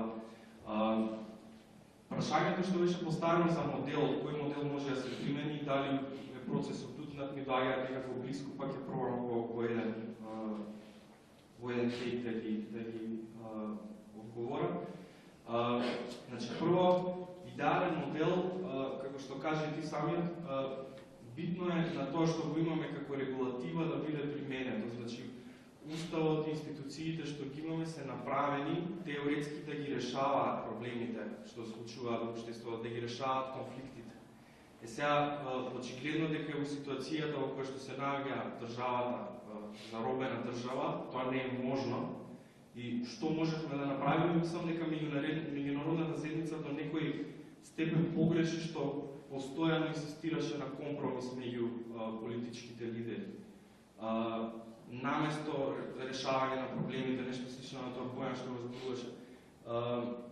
Долго време Европската унија ја остави земјата без можност за никаков напредок, без тој морковод, а долго време не употребили некој став по државата и работите ескалираат до некоја точка од која што веќе е тешко да се враќаме назад, него мора да почнеме одново. Многу е тешко да се каже кој е правиот модел или дали е процесот тутнат. Процесот може добар да биде ако има политичка волја за тоа. Лидерите пак може да разговараат во работни групи, ама ако имаат политичка волја да ги вклучат граѓаните или да ги решат проблемите, тоа се би било во ред. Меѓутоа го немаме, ја немаме таа политичка волја. Од тој аспект тешко е стварно да се каже за моделот, иако мислам дека клучот освен во општеството овде и добар дел дека и меѓународната заедница и нејзиното однесување не само во периодот на кризата, него и години наназад. Кога станува збор за оваа дебата институција против личност, често имаме впечаток дека институциите се узурпирани од личности во ситуација каде, например, законските и уставните одредби не го предлагаат тоа, не го прават институциите неутрални. Баш деновиве гледав повеќе законски одредби за граѓанско учество и во собрание и во влада и дојдов до заклучок за да граѓани влезат таму во например на седница на влада или на седница на работно тело во собрание, одговорни за канење на истите се по правило председателите. Замислете, за да учествувате на седница на влада треба да покани председателот на влада. За да учествувате на седница на комисија треба да покани председателот на комисија. Тоа е проблем, значи со начинот на како е воспоставен системот. Тоа е само пример, сигурно ќе најдеме повеќе. Значи не е само дека личностите узурпираат, да, се случува тоа апсолутно. Тоа не мора многу да го ширам, на сите не е јасно. Меѓутоа имаме и некои вакви ситни работи што во контекст на граѓанско учество се многу проблематични. Зашто да не можат граѓаните да инициираат учество на седница на влада на кое било прашање или на собрание или се. Во однос на последното прашање како граѓанското општество да стане фактор, јас верувам дека ни требаат коалиции, онакви принципиелни коалиции, во смисла сакаме за некое време да постигнеме да станеме, да речеме, јавните власти да не гледаат нас како партнер. Знаме еден многу добар пример на една чадор организација во Словенија, па се помислив зашто и ние тука да не направиме чадор организација, да речеме за тие работи. Оваа организација строго се бави со застапување, имаат околу 100 членови и главната задача е да ги бранат интересите на членовите пред институциите. И моди фантастично во многу инстанции. Значи, самите организации делегираат членови внатре и они меѓу себе се договараат кој понатака ќе оди во институцијата да брани некој прашање или да промовира некој прашање и буквално се прифатени како партнер, особено во соработката со словенечкиот парламент. Ке се наватам на тоа што го кажам, значи мораме да се избориме да дојдеме до некој статус, не можеме да чекаме некој да не покани за тоа. Секогаш кога ќе не поканат, би требало да се сомневаме дека таа намера е искрена. Изборувањето за таков статус ќе не доведе долгорочно тоа да се тера и како што кажав, дебата треба во граѓанското општество. Значи не значи ова дека ние треба да се централизираме, па еден да не води и така натака, апсолутно не. Има многу начини како да на најдемократски начин да решиме кој во која инстанца може да го представува општеството, меѓутоа додека на некој начин не стигнеме до некои заеднички идеи и цели што сакаме да ги направиме, многу ќе биде полесно на политичките партии да го контролираат тоа што е политичко општество. Фала. Добро, еве јас ќе се обидам да обезбедам некаков континуитет. Да речеме, пред да преминам на овие конкретните прашања во врска со медиумите, само кратко ќе коментирам. Околу стабилните и силните институции, може ќе ми забележите дека имам фиксација на комесарот Хан, може би навистина имам, но мислам дека навистина Европската комисија покажува лицемерие и тоа од лесно видливи размери во однос на се тоа што се случува во земја во последниот период. Да речеме, како ние да зборуваме за силни институции, кога комесарот Хан стабилноста на државата ја дефинира низ призмата на силна влада, а не силни институции. Неговата изјава последна, фала Богу, Скопје, дадена тој 15 јануари, мислам дека беше во таа насока. Дека нам, видете, ни треба стабилноста на државата, важна ни е, и пред се тука го спомна прашањето со мигрантите и бежанската криза, и при тоа зборуваше за потребата од силна влада, која што ќе може да носи одлуки, без при тоа да ги спомне воопшто евентуално силните институции. Кога велам дека ЕУ е лицемерна, мислам да речеме и на делови од последниот извештај на Европската комисија за Македонија, во кој што, да речеме, комисијата вака се обидува да се извлече од одговорноста која што ја носи за состојбите во оваа држава последните години. Има една реченица во која што комисијата вели сето она што беше содржина од презентираните прислушувани разговори, Европската комисија со години наназад го укажува во своите извештаи, што апсолутно не е точно. И сега, да речеме, за мене врв на лицемерието, поврзано со оваа наша тема денеска е, да речеме, делот од Пржинскиот договор, во кој што вака стои. Партиите или страните, не партиите, се согласуваат да ги спроведат сите препораки кои што ќе бидат издадени од Европската комисија во однос на систематските проблеми со владењето на правото. Спроведувањето ќе биде оценувано, наблюдувано, следено во контекст на инклузивен, пристапен диалог на високо ниво, кој што ќе ги вклучи сите главни партии и граѓанското општество. Сега, од тој момент до сега се одржа само една седница на пристапниот диалог на високо ниво. Опозицијата беше присутна, не знам дали граѓанскиот сектор беше со своји представници присутен на таа сесија. Бојан не може да се сети, јас не можам да се сетам. Така што мислам дека еве една многу јасна, чиста одредба од Пржинскиот договор, во кој што ЕУ рече дека не треба да се грижиме, бидејќи едно од прашањата кој што се поставува кога и се договараше оваа рамка беше добро, ама кој ќе ја прави оценката, како се тоа ќе се следи, ќе имаме ли некаква јасна методологија, како ќе го следиме спроведувањето. Еден од аргументите беше не се секирајте, Пржинскиот договор еве предвидува механизми во таа смисла. И меѓу другото, овој хлад беше наведуван како една од мерките како ќе се следи спроведувањето, но ништо од сето тоа. И навистина јас и често пати во дел од професионалните кои што еве преминуваат напати на приватна комуникација со дел од овие луѓе кои што од страна на меѓународната заедница се инволвирани во овој процес, се обидувам да ги поставувам овие логични прашања и на нив не добивам логични одговори. Одговорот е ние не можеме ништо да сакаме повеќе од колку вие.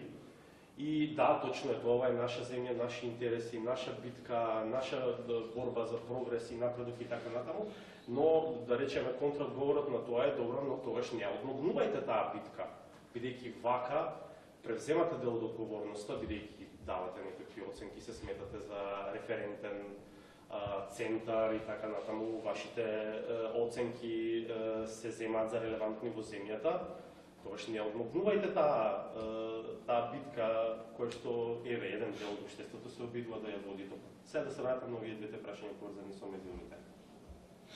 Дали и како ја оценувам комуникацијата меѓу условно кажано медиумската галаксија и другиот дел од галаксијата на граѓанското општество?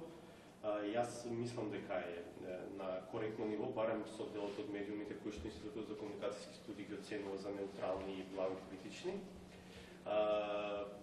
Еве јас сум, да речеме, домаќин на еден форум на телевизија кој што ќе си дозволам јас да оценувам дека е поприлично отворен за учество на представници од различни организации од граѓанскиот сектор.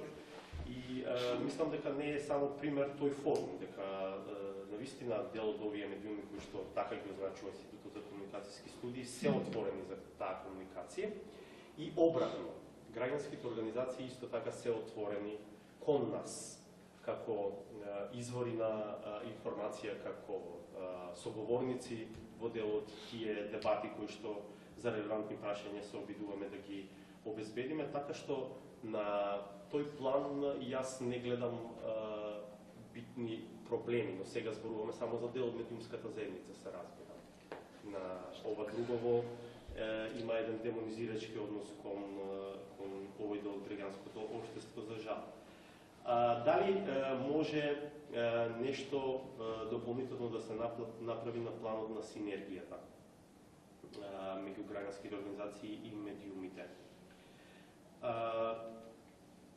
Доскоро тезата беше имаме доволно знаење, не ни требаат обуки и тренинзи, особено на планот на медиумите, и дајте ни простор, ресурси, средства и ние ќе покажеме дека знаеме. Веќе не сум сигурен дека е така, за жал мислам дека општата ситуација и клима придонесе за голем пат на квалитетот на новинарството генерално, па дури и во овој дел од медиумите, кои што сакаме да ги означуваме за професионални или делумно професионални. Мислам дека губиме сите чекор со тоа што е вистинско новинарство, современо новинарство, новинарство базирано на истражување, на теренска работа и мислам дека сега се посилна станува потребата за постоење на добра, квалитетна школа за новинарство во Македонија. НИМ, односно Високата школа за новинарство, направи еден квантум на добри кадри.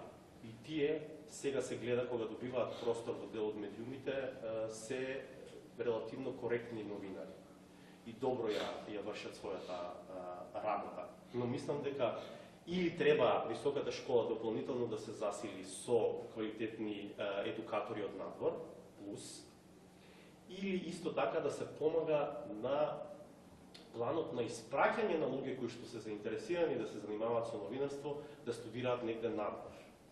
И после тоа, сега да не ги губиме, да не остануваат надвор, да ни се вратат овде.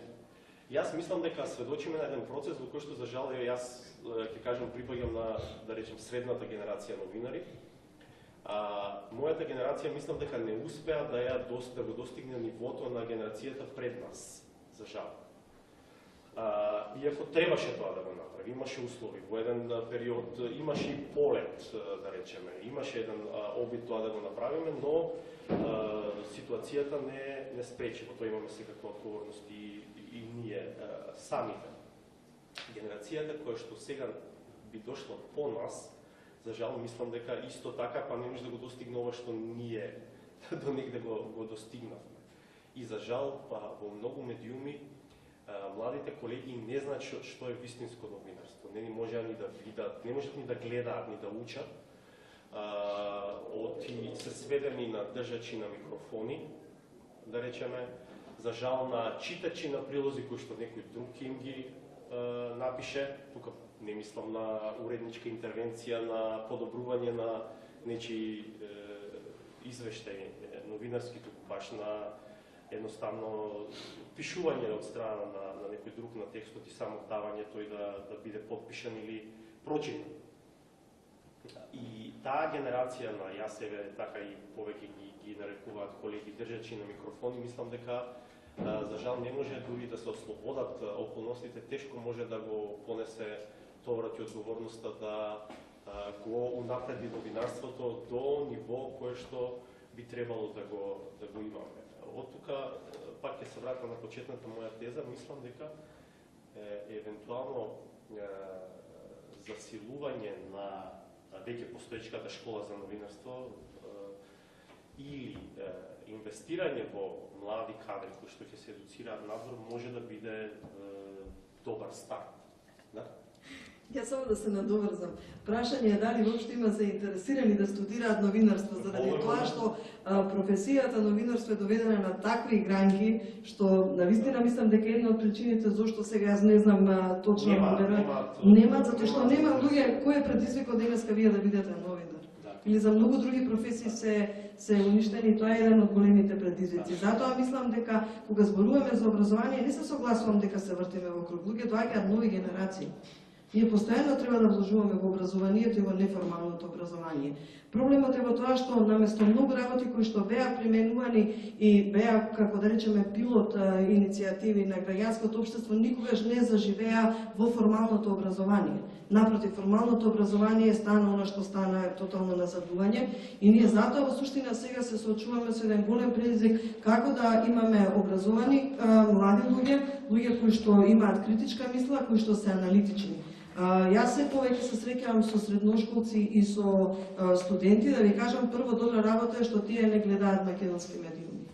И ако ништо друго, барем не се затруени, можете да работите со нив. Друга приказна е што тие сега ќе поминат низ мелницата на формалното образование и прашање кога ќе завршат, нели што и како може да се направи со нив. Затоа мислам дека мораме да се фокусираме на подобро образование, во овој момент веројатно повеќе на неформалното, за да дојде моментот кога сериозно ќе се занимаваме со формалното образование. Се надевам дека и нели тоа е еден од најголемите предизвици со кои што се соочуваме, а во делот на новинарството мислам дека тоа е една долга приказна и заглавиме во тоа, нели, каде се почетоците, до каде, нели, да самите новинари дозволија да се случува ова што ни се случува, но дефинитивно јас од граѓанска перспектива мислам дека постои потребата од медиумско описменување на граѓаните. За да можат граѓаните да притискаат и да бараат навистина професионални медиуми и да бараат подобра информација, треба да знаат и што да очекуваат и што треба да представуваат медиумите. Така што тука некаде сме, ама ги отвараме процесите и навистина има многу проблеми со кои што треба да се соочиме. Да, испостене просторот, повеќе пати го повторуваме тоа дека јавниот говор се сведе на едноставни реченици од по 3 збора, перо, јаде, граф и толку, и едноставно веќе не ја тренираме јавноста да може да ги разбира посуптилните теми и прашања. И тоа е голем проблем. А имаше еден добар процес таму негде, сега можем да зборувам за мене, ама добро, тоа е релевантно еве и за